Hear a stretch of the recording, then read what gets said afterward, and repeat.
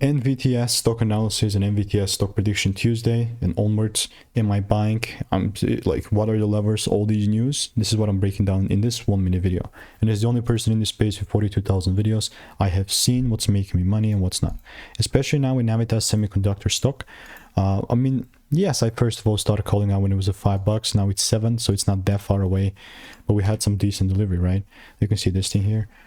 So at the time it was 5, looking to take it to like 7.5 2 weeks back, and since it has delivered, now I'm looking for the same exact thing. Well, the only thing that will matter to me is a double break now, right? So how's that going to look like? Well, you know, I have this here. All right.